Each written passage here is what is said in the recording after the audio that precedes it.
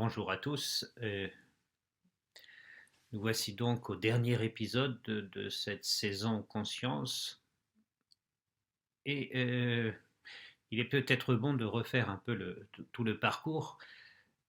Nous avons vu que la Grèce avait quelques problèmes avec cette... non pas avec la notion de conscience, parce que le terme existe en grec, aisthesis. Mais que signifie-t-il?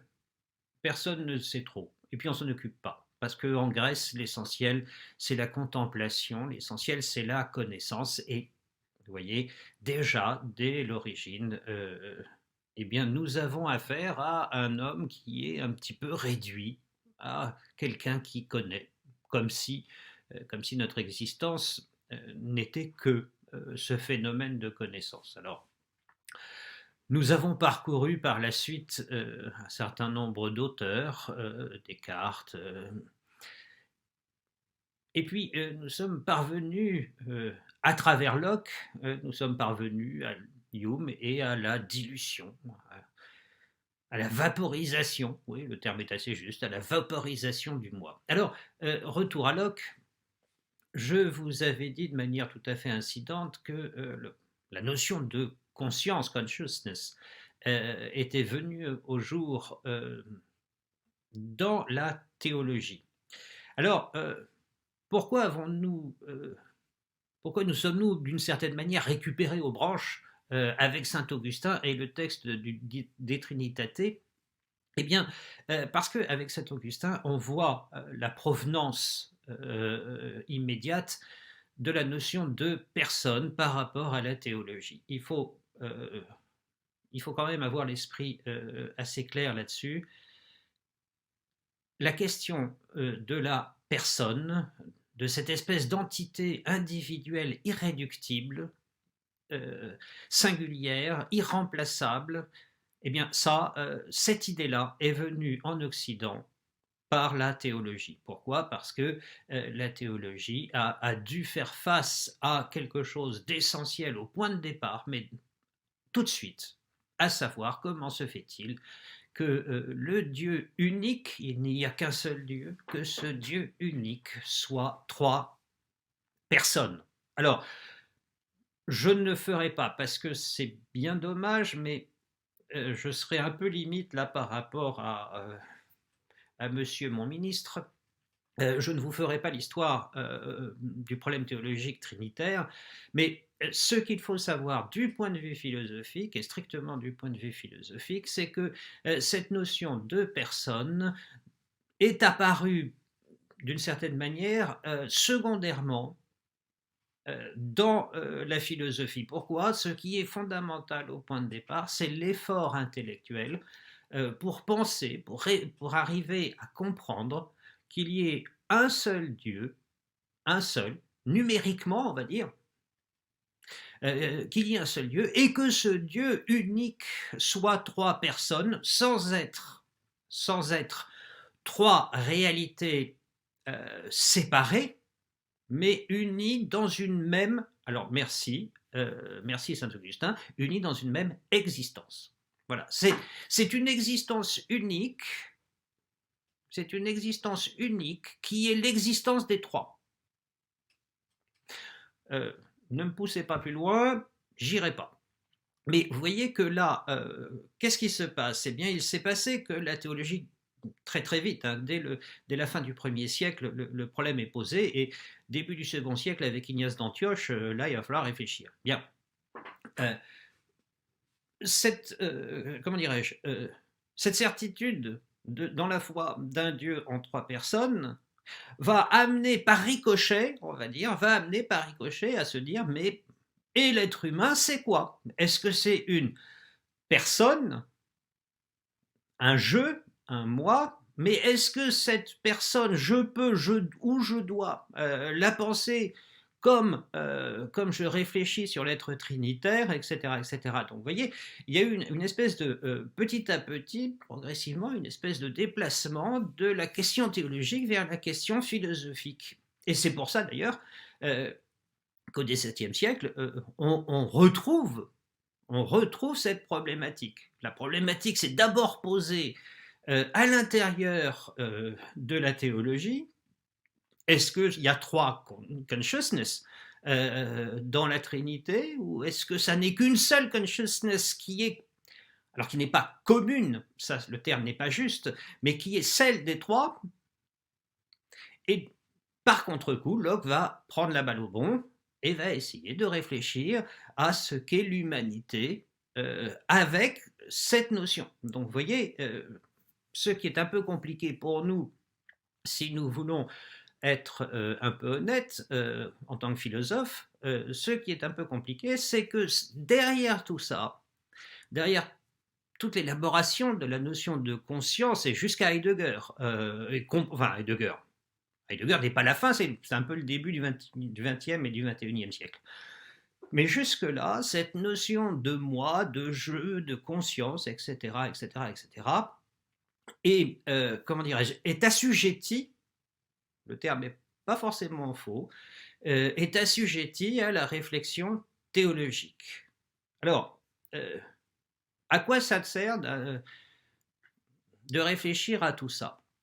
Eh bien, si la réflexion théologique fournit petit à petit, au fur et à mesure de son développement, bien sûr, mais si la réflexion théologique va fournir une espèce de modèle de plus en plus précis ou de plus en plus évanescent, selon la manière dont on va comprendre, si cette réflexion théologique fournit le modèle de ce qu'est le jeu, le moi, la conscience, la personne, etc., etc., alors ça va signifier que la philosophie va devoir importer une notion qui lui est étrangère. Et c'est ça le problème. C'est ça le problème. Pourquoi avons-nous tant de mal, nous philosophes, à essayer de comprendre, de cerner ce qu'est, alors vous l'appelez comment? Vous l'appelez la conscience, le moi, le self. Je vous ai signalé qu'on traduit par moi ce qui en anglais est self.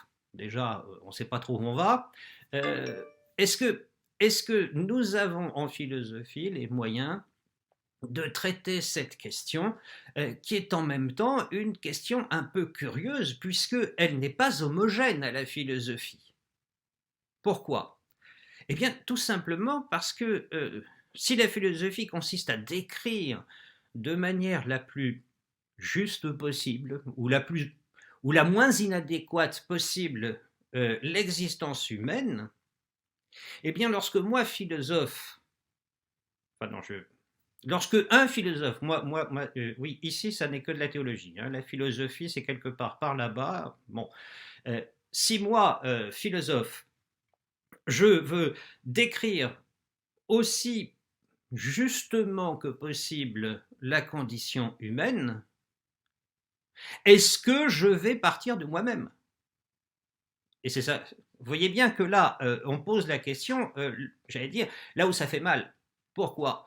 Eh bien parce que ce que je vais élaborer pour dire le moi, le je, la conscience, la personne, etc., etc., tout ça, mais qu'est-ce que c'est? En fait, c'est moi.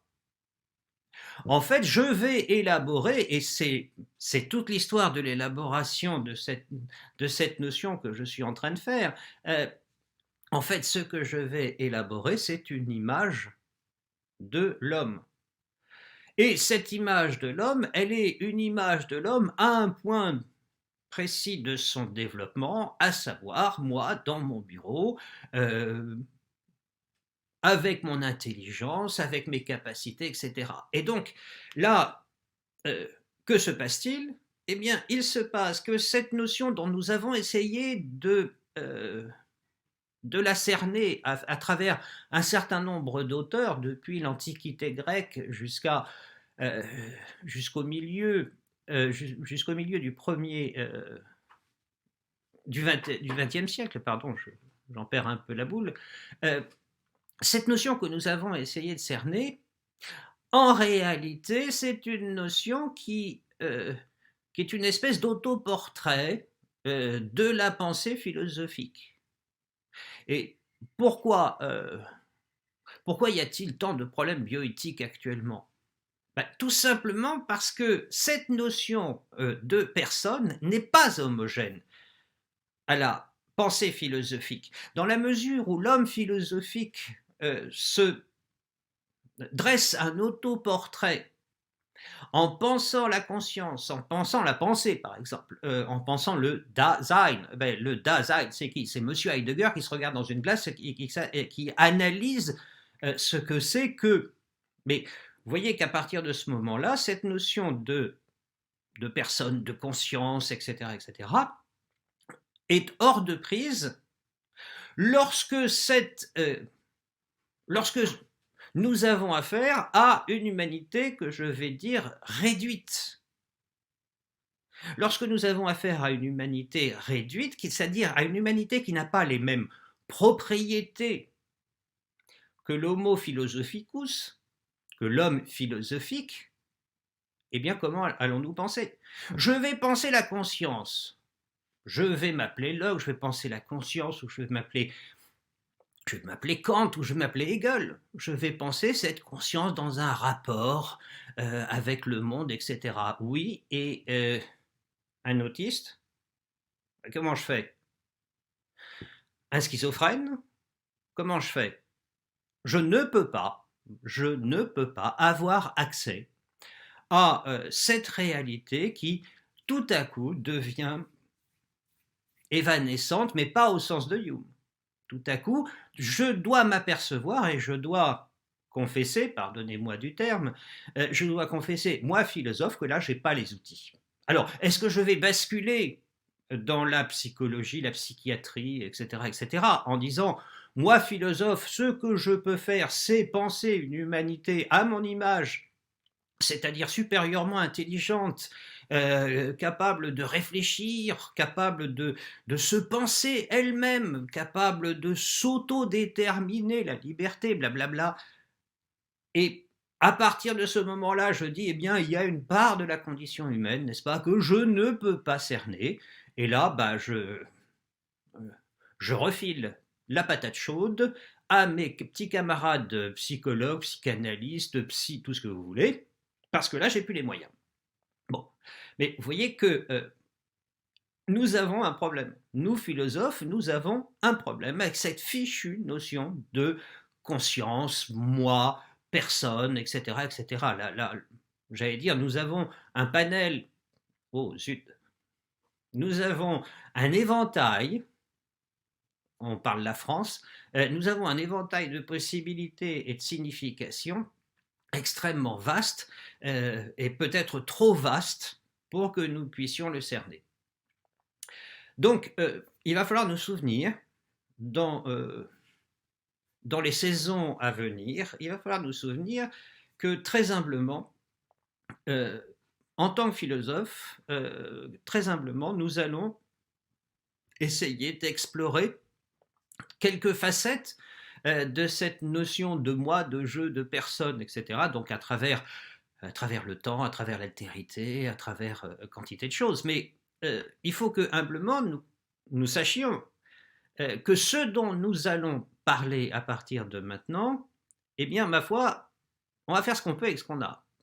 En raison même de cette hétérogénéité, disons-le, de cette hétérogénéité de ce dont nous parlons par rapport aux outils que nous avons pour pouvoir cerner cette réalité. La notion de personne, la notion de conscience, la notion de moi, etc., eh bien tout ça, c'est apporté à la philosophie par la théologie. Et l'origine théologique de cette notion de personne, cette origine théologique défend, d'une certaine manière, défend la philosophie de pouvoir mettre la main dessus.